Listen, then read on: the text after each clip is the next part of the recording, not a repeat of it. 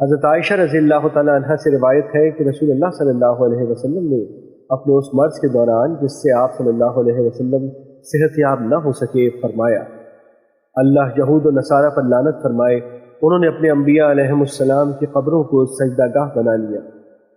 مشکات المصابیح حدیث نمبر 712۔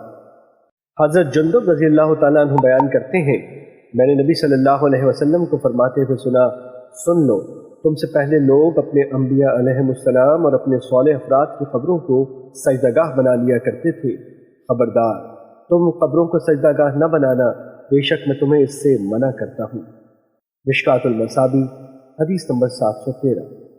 حضرت ابن عمر رضی اللہ تعالیٰ عنہ بیان کرتے ہیں، رسول اللہ صلی اللہ علیہ وسلم نے فرمایا، اپنی نفل نماز اپنے گھروں میں پڑھا کرو، انہیں قبرستان نہ بناؤ۔ مشکات المصابیح حدیث نمبر 714۔ حضرت ابو ہریرہ رضی اللہ تعالیٰ عنہ بیان کرتے ہیں، رسول اللہ صلی اللہ علیہ وسلم نے فرمایا، قبلہ مشرق و مغرب کے مابین ہے۔ مشکات المصابیح حدیث نمبر 715۔ حضرت طلق بن علی رضی اللہ تعالیٰ عنہ بیان کرتے ہیں، ہم وفد کی صورت میں رسول اللہ صلی اللہ علیہ وسلم کی خدمت میں پیش ہوئے تو ہم نے آپ کی بیعت کی، آپ کے ساتھ نماز پڑھی اور آپ کو بتایا، ہمارے ملک میں ہمارا ایک گرجا ہے، آپ ہمیں اپنے وضو سے بچا ہوا پانی عنایت فرما دیں۔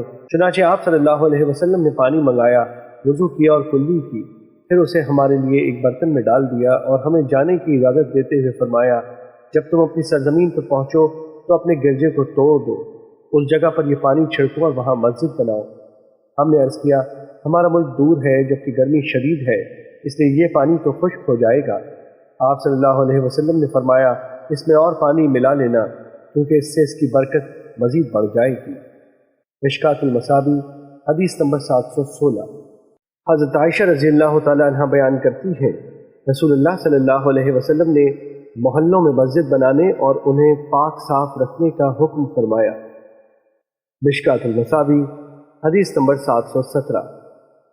حضرت انس رضی اللہ تعالیٰ عنہ بیان کرتے ہیں، رسول اللہ صلی اللہ علیہ وسلم نے فرمایا، علامات قیامت میں سے ایک نشانی یہ ہے کہ لوگ مساجد کے بارے میں باہم فخر کریں گے۔ مشکات المصابیح حدیث نمبر 719۔